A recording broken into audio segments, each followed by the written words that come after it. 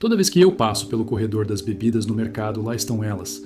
Garrafas de água que custam 15, 20, às vezes até 30 reais. Só água. E eu fico pensando, quem é que realmente compra isso? Foi aí que eu decidi investigar. E descobri que sim, existe uma indústria da água gourmet. Um mercado onde se faz degustação de água, onde restaurantes têm carta de água, igual carta de vinhos, e onde há pessoas que se dizem sommeliers de água. Não, você não ouviu errado, sommelier de água. Esse universo parece uma paródia, mas é real. Existem marcas vendendo água com cristais incrustados na garrafa e outras que prometem sensações únicas com águas retiradas de geleiras norueguesas, de cavernas vulcânicas havaianas ou até da névoa matinal da Tasmânia. Tudo isso com preços que ultrapassam centenas, às vezes milhares de reais por garrafa. E por que essa água é tão cara? Segundo as próprias marcas, não é só pela origem, mas pela experiência sensorial. Algumas descrevem suas águas como tendo notas cremosas, textura aveludada ou um final delicadamente mineralizado. Termos que, sinceramente, parecem saídos de um guia de vinhos caros. Inclusive, essa comparação não é por acaso. A indústria da água se espelha diretamente na do vinho. Ambas criam um senso de exclusividade, um ar de sofisticação e se apoiam em storytelling. Uma boa história contada no rótulo. Um sommelier de água já explicou que existem tipos diferentes para diferentes pratos. Uma água mais encorpada para acompanhar carnes e outra mais leve para peixes e saladas. Mas, será que isso tudo tem mesmo algum fundamento? Um experimento no YouTube decidiu colocar isso à prova. Um criador inventou uma marca fictícia de água premium, com garrafa bonita, nome em francês e uma história de origem exótica. Dentro, colocou água da torneira. E mesmo assim, várias pessoas elogiaram a pureza, a suavidade e o sabor sofisticado da bebida. Tudo só com base na aparência e na sugestão. Ou seja, o segredo não está na água, está na embalagem, no contexto, na narrativa.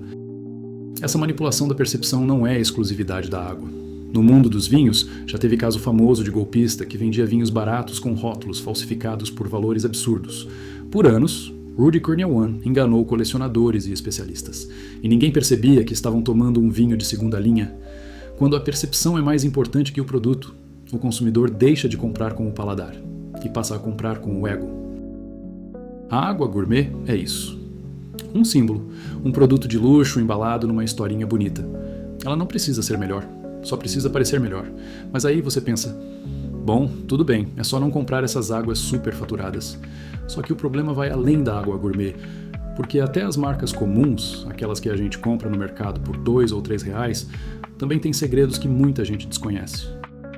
Se a água gourmet é vendida como um artigo de luxo, a água engarrafada tradicional é tratada como uma necessidade. Por anos, campanhas de marketing nos convenceram de que a água da torneira pode ser perigosa, impura, e que a única forma de garantir segurança seria comprando água com rótulo. Mas será que isso faz sentido? Um estudo da Universidade de Colômbia revelou que a água engarrafada contém quantidades alarmantes de nanoplásticos, partículas tão pequenas que conseguem atravessar o intestino, os pulmões e entrar diretamente na corrente sanguínea, podendo chegar até órgãos como o coração e o cérebro. Os pesquisadores analisaram 3 marcas populares nos Estados Unidos e encontraram entre 110 mil e 370 mil partículas de plástico por litro. 90% delas eram nanoplásticos. E o mais irônico, boa parte desses plásticos vem dos próprios filtros usados para purificar a água antes do engarrafamento. Ou seja, os mesmos sistemas usados para deixar a água mais limpa estão, na verdade, contaminando ela ainda mais. E tem mais. Os 7 tipos de plástico identificados nesse estudo representaram só 10% do total de partículas encontradas. Os outros 90% ainda são um mistério. Se forem todos plásticos também, estamos falando de dezenas de milhões de fragmentos por litro. Enquanto isso, as marcas continuam promovendo a pureza como argumento de venda. E nem sempre dizem a verdade. Durante anos, grandes empresas venderam água tratada de torneira como se fosse mineral de fonte natural. Na França, por exemplo, uma investigação revelou que a Nestlé estava engarrafando água purificada da torneira, algo proibido pela legislação local. Quando o escândalo veio à tona, a empresa admitiu a fraude, mas milhões de pessoas já tinham pagado por um produto que poderiam ter consumido de graça em casa. E não foi só a Nestlé. Estudos indicam que quase metade da água engarrafada no mundo vem diretamente da torneira, passando apenas por algum tipo de filtragem ou tratamento antes de ser vendida. Ou seja, a indústria da água normal não é tão diferente da gourmet. O que muda é o preço e o rótulo. E enquanto isso, o planeta paga a conta. O consumo desenfreado de garrafas plásticas gera toneladas de resíduos todos os anos. Muitas dessas garrafas não são recicladas. Grande parte vai parar nos oceanos, agravando a crise dos microplásticos que já afeta a cadeia alimentar global. Para piorar, nem sempre a água engarrafada é segura. Testes laboratoriais já encontraram bactérias nocivas em lotes de água, incluindo coliformes fecais, um indicativo claro de contaminação por esgoto. Algumas amostras apresentaram micro-organismos capazes de causar diarreias e infecções graves. E não são só os grandes conglomerados que estão no centro desse problema. Um caso investigado no Rio de Janeiro revelou que 28 das 30 amostras de água vendidas por ambulantes estavam adulteradas, e 2 delas continham coliformes fecais. Algumas garrafas são reaproveitadas após serem coletadas por catadores, lacradas de forma improvisada e enchidas com água de procedência desconhecida.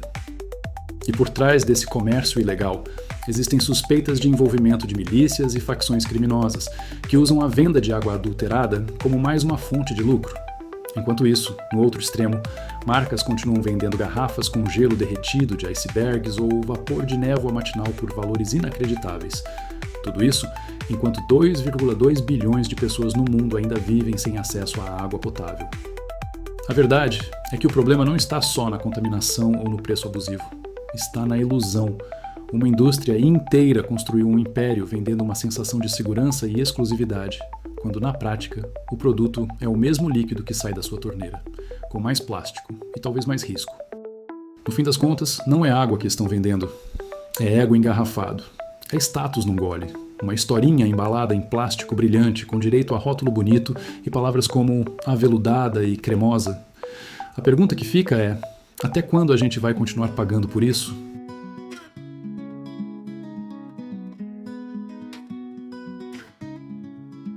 A essa altura, talvez você esteja pensando: ok, então qual é a solução?